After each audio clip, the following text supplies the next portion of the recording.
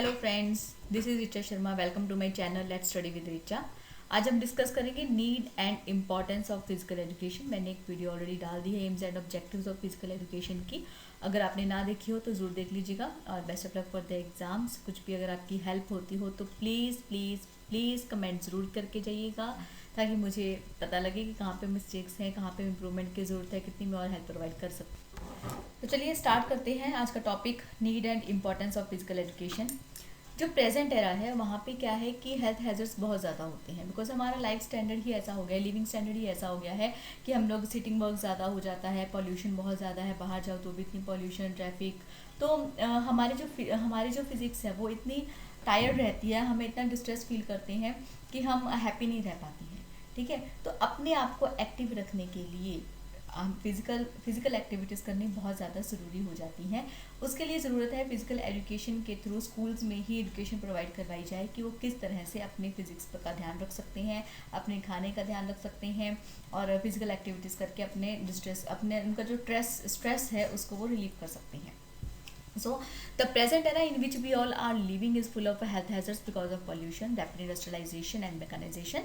If we want to keep ourselves fit and healthy during this era, then we have to involve ourselves in some sort of physical activity regularly, so that muscles and the other important systems of our body get exercised regularly and to develop properly, and thereby avoid various health related problems and diseases. So we can explain the need and importance of physical education as first is knowledge of health। कि देखिए, अगर हमें पता होगा कि हमारे लिए क्या चीज़ अच्छी है, कौन सी चीज़ बुरी है, तो हम अपने सेहत का ध्यान रख सकते हैं। हम हाइजीन का ध्यान रख सकते हैं कि खाने से पहले हैंड वॉश करने हैं। कहीं पर भी जाते हैं तो मीनू कार्ड से अगर हम ऑर्डर करते हैं तो मीनू कार्ड देखने के बाद में हमें हैंड वॉश ज़रूर करनी है।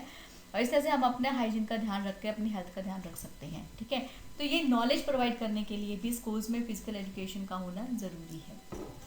ठीक है, आप में डिपेंड करता है कि आपको क्वेश्चन कौन सा है। अगर सिर्फ नीड का है तो ये नॉलेज प्रोवाइड करने के लिए आप लिख सकते हो, और इम्पोर्टेंस के लिए तो ये इन्फॉर्मेशन जो है फिजिकल एजुकेशन स्कूल में ऐड करने से बच्चों को दी जा सकती है। तो ये आपका क्वेश्चन पे डिपेंड करता है कि आपको किस तरह से क्वेश्चन आता है, उस हिसाब से आप अपने पॉइंट्स को, लैंग्वेज को थोड़ा सा कन्वर्ट कर सकते हो। ओके, सो फिजिकल फिटनेस की importance of regular exercise improves our physical efficiency, sense of well-being and appearance. Next is emotional development. देखिए, जब भी आप कोई गेम खेलते हो उसमें हार जीत लगी रहती है, you have to follow some rules. तो इस तरह से आप अपने इमोशंस का, कि अगर आप हार रहे हो तो कैसे आपको उसको, अपनी फीलिंग को एक्सप्रेस करना है, ये चीज़ों का आप ध्यान रखते हो। ठीक है, so by playing games together and by participating in sports, students develop emotions like sympathy, cooperation, understanding, feeling, loyalty, sportsmanship, courtesy, discipline, etc., which ultimately help them to understand and adjust better with various individuals in different situations. Next is cultural development. अब देखिए, जब आप sports activities होती हैं वहाँ पे schools के बच्चे आते हैं, डिफरेंट स्कूल्स के। ठीक है, जो कि डिस्ट्रिक्ट लेवल पे होती हैं। जब स्टेट लेवल की गेम्स होती हैं तो डिफरेंट डिस्ट्रिक्ट से बच्चे आते हैं, और जब सेंट्रल लेवल की होती है तो डिफरेंट स्टेट से आते हैं। तो इस तरह से वो एक दूसरे के जो भी कल्चर हैं, जो भी एक दूसरे के कल्चर में डिफरेंसेस हैं, उनको देख पाते हैं, समझ पाते हैं और उनको रिस्पेक्ट देनी शुरू कर देते हैं। So during sports activities individuals from different culture mingle and each other and come to know about others' custom, traditions and ways of life, thereby promoting culture development. Next is helps in creating development. Every sport or game in physical education has rules and penalty. ठीक है, हर game में होता है तो उनको बच्चों को follow भी करना पड़ता है। So all individual has to learn and follow all these rules and listen to their teachers and coaches obediently, and they must be regular and punctual in attending various sessions of training. So all these make them more disciplined. Okay, next is leadership quality. Most of the game has a leader. A student learn leadership qualities like self confidence, intelligence, loyalty, honesty, dedication and resourcefulness. अब देखिए, leadership की quality तो आती है ना बच्चों में इससे। ठीक है, next is helps in developing human relations. की ह्यूमन रिलेशन, जैसे कि मैंने आपको बताया कि वो अपने इमोशंस पे कंट्रोल करना सीखते हैं, वैसे वो ह्यूमन रिलेशंस भी बनाना सीखते हैं कि एक टीम की तरह कैसे काम करना है। चाहे उनको अपना टीम पार्टनर पसंद है चाहे नहीं है, but they have to play within a game. Okay, by cooperating with each other, by coordinating with each other. ठीक है, तो इस तरह से ये ह्यूमन रिलेशंस को भी बनाना सीखते हैं। Next national integration. देखिए जब भी कोई गेम्स होती हैं नेशनल लेवल पे, तो डिफरेंट डिफरेंट स्टेट्स के बच्चे आते हैं, तो वो एक दूसरे की जो उनका रिलीजन है उसकी रिस्पेक्ट करना सीखते हैं, उनके बारे में जानते हैं, उनका पहनावा क्या है, उनका खाना पीना कैसा है, उनकी लैंग्वेजेस कैसी है, ठीक है। तो ये नॉलेज उनको मिलती है, इससे हमारा जो नेशनल इंटीग्रेशन है वो स्ट्रॉन्ग हो जाती है, ठीक है। In India various people of different caste, creed, religious, language etcetera live together. Physical activities provide an opportunity for them to participate in training, because of to participate in the games or sports, to compete in the national levels they participate, right?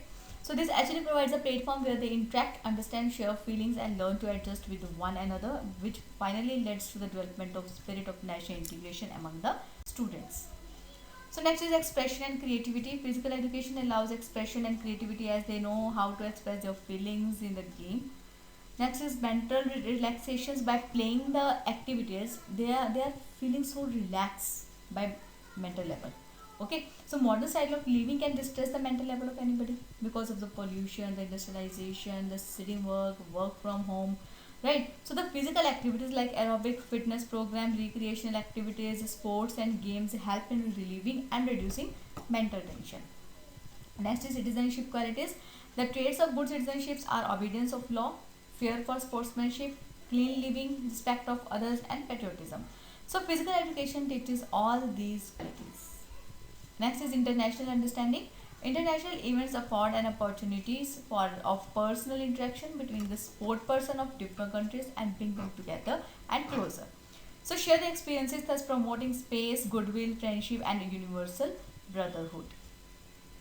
Next is development of allround personality. देखिए जब कोई भी बच्चा game में participate करता है ना, तो वो फिजिकली भी फिजिकली पूरी तरह से डेवलप होता है, मेंटली डेवलप होता है, सोशली डेवलप होता है. फिजिकली जैसे कि वो न्यूट्रिशन का ध्यान रखता है कि उसको गेम में जीतना है, उसके लिए उसको कुछ खाना पड़ेगा, कुछ नहीं उसको हेल्दी खाना पड़ेगा, फैटी चीज़ों को अवॉइड करना पड़ेगा, अपने टेस्ट को कंट्रोल करना पड़ेगा, तो वो फिजिकली ध्यान रखते हैं. मेंटली मतलब कि किस तरह से वो गेम के अंदर जीत सकते हैं, क्या वो स्ट्रेटेजी लगा सकते हैं दूसरी टीम को हराने के लिए, ठीक है, तो वो मेंटली डेवलप होता है. सोशली कि वो अपनी टीम के साथ किस तरह से काम करवाएगा अगर वो लीडर है तो, और अगर वो टीम मेंबर है तो वो किस तरह से अपने जो उनका लीडर है उसकी बात सुनेगा और उनके साथ कोऑपरेट करेगा, कोऑर्डिनेट करेगा. इमोशंस की अगर वो हार रहे हैं या जीत रहे हैं, दोनों ही टाइम पे अपनी फीलिंग्स को किस तरह से एक्सप्रेस करेंगे, इस तरह से उनकी पूरा ऑलराउंड पर्सनैलिटी डेवलप होती है, ठीक है. तो ये था हमारा session needs and importance of physical education. आपका ये बी पार्ट कंप्लीट हो गया है तो सिलेबस का यूनिट 1 का, और इसमें से आपके 2 क्वेश्चंस कन्फर्मली आएंगे ही आएंगे, 2 भी हो सकते हैं, वो 3 भी हो सकते हैं, डिपेंड करता है.